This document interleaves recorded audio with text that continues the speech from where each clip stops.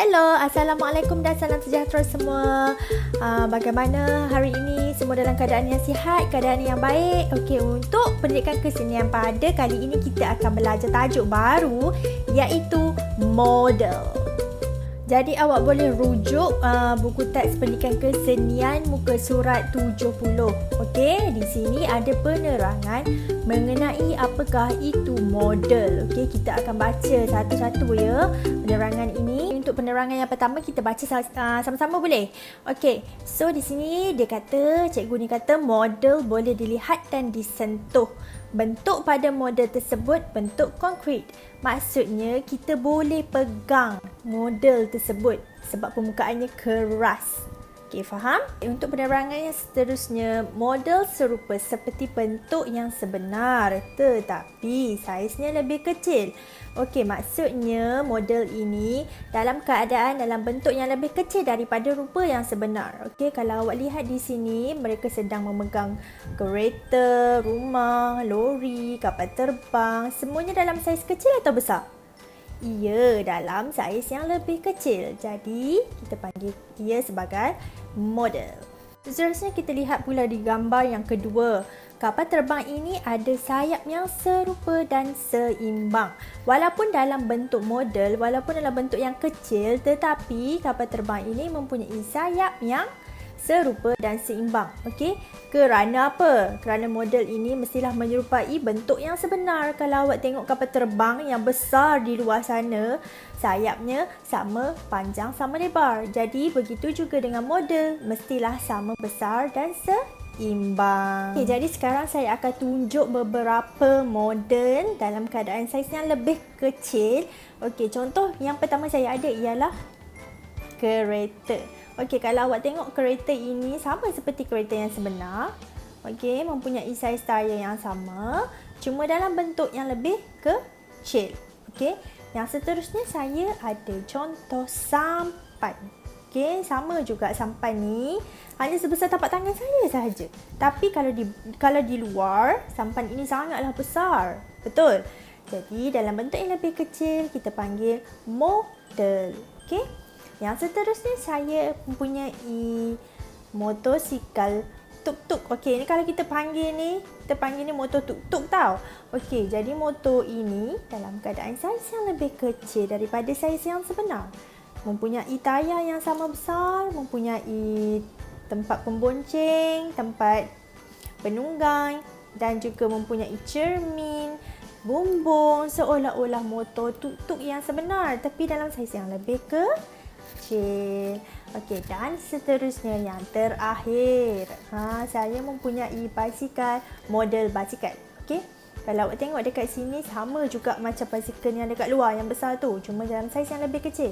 Tengok dia punya tayar depan dengan belakang sama besar, ada tempat duduk, ada handle, pemegang, semuanya sama seperti basikal awak di rumah yang besar tu, cumanya dalam saiz yang lebih kecil. Okey, jadi saiz yang lebih kecil ni semua kita panggil model.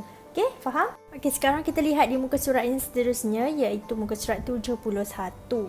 Okey, di sini ada penerangan yang lebih lanjut mengenai model. Okey, cikgu, bagaimanakah kita membuat model? Okey, so soalannya dekat sini, cikgu, bagaimana kita nak buat model? Okey, so jawapannya kita boleh mencantumkan bahan kutipan seperti kotak, botol minuman, penutup botol dan bahan lain yang sesuai untuk kita jadikan model. Maksudnya di sini kita boleh guna bahan-bahan terpakai. Okey, contoh yang pertama, kita tengok dekat atas sini, contoh yang pertama ni. Apa yang awak nampak dekat situ? Contoh bahan terpakai di situ ialah kotak dan penutup botol. Kita boleh jadikan model kereta. Okey, jadi awak hanya pakai barang terpakai sahaja untuk awak jadikan model kecil. Okey. Yang kedua, kalau awak tengok di sini gambar yang kedua ni, gambar apa ni? Kita ada botol, kita ada lidi, ada tali, ada kertas warna. Jadi menggunakan semua bahan ni kita boleh jadikan kapal layar. Okey, kalau awak tengok kapal layar di situ, badan kapal tu kita guna botol, kemudian kita gunakan lidi dan juga tali untuk naikkan layar kapal tersebut menggunakan kertas warna. Seterusnya yang terakhir, nombor 3 ni, apa gambar yang awak nampak dekat situ? Okey, kalau di situ kita nampak ada kotak tisu, ada kertas manila card dan juga sama, ada 2 kotak tisu di situ. Maksudnya menggunakan 2 kotak tisu dan juga kapas dan kad manila, kita boleh jadikan sebagai model rumah. Nampak kan model rumah maksudnya lebih kecil lah daripada saiz rumah yang sebenar. Untuk hari ini kita ada satu aktiviti menarik yang kita akan lakukan. Agak-agaknya apa ya? Kalau awak tengok dalam buku teks pendidikan kesenian muka surat 72, di situ ada penerangan mengenai model rumah burung. Okey. Jadi hari ini menggunakan bahan-bahan terpakai, kita akan buat projek model rumah burung. Awak semua dah bersedia? Kalau dah bersedia, jom kita tonton langkah-langkah yang perlu. Antara bahan-bahan yang diperlukan ialah, yang pertama ialah kotak tisu ataupun kotak kosong. Lebih mudah sekiranya awak guna kotak tisu. Yang kedua, kertas gelugur, kad manila ataupun kotak, kertas warna, gunting atau pisau, pita pelekat dan juga gam. Untuk rumah burung ini saya gunakan kotak kerana saya tidak mempunyai kotak tisu yang kosong. Tapi sekiranya awak ada kotak tisu kosong, bolehlah pakai kotak tisu tersebut. Langkah pertama, balut kotak menggunakan kertas warna.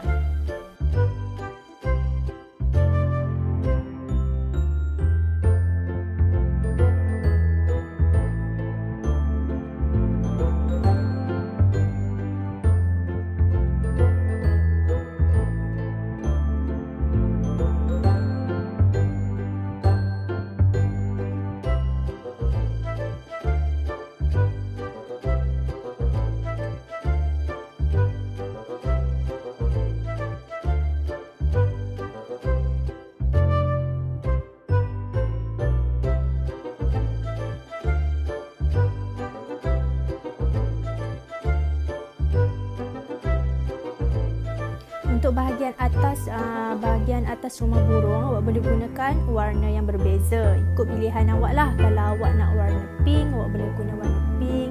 Ataupun awak nak gabung dengan warna orange pun boleh. Terpulang kepada kreativiti masing-masing.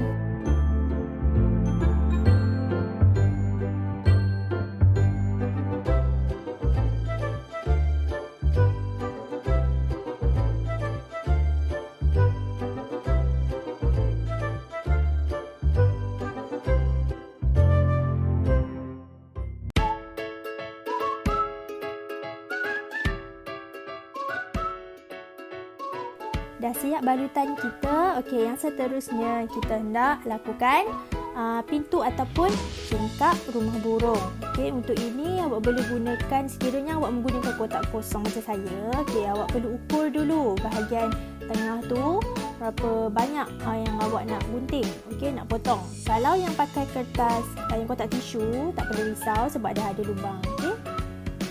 Langkah yang ketiga ialah kita pasangkan bumbung pada rumah burung. Okey, untuk bumbung ni awak bolehlah kalau nak pakai kad manila ataupun kertas gelugur ataupun gunakan kotak macam saya, okey. Dan tampal menggunakan pita pelekat ataupun gam.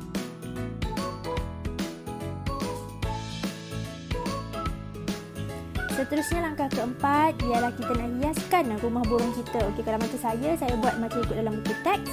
Kita nak tambah pagar di bahagian bawah rumah burung. Okey.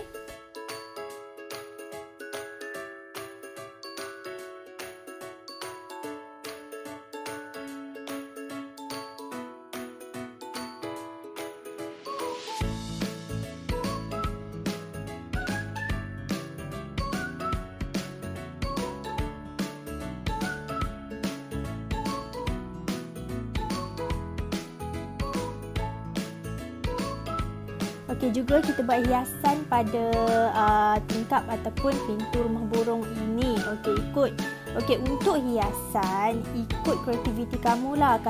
Kalau kamu mempunyai hiasan bunga ataupun berbola bulu, kamu boleh gunakan untuk buat hiasan pada bahagian hadapan rumah burung ini.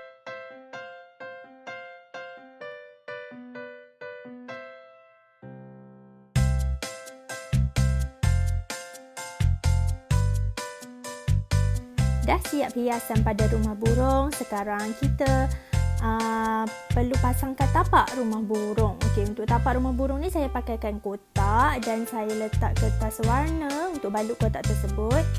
Dan untuk tampalkan rumah burung pada tapak, saya pakai pita pelekat ataupun awak boleh pakai gam. Dah siap rumah burung saya. Okey, awak boleh hasilkan lebih cantik daripada saya. Okey, selamat mencuba.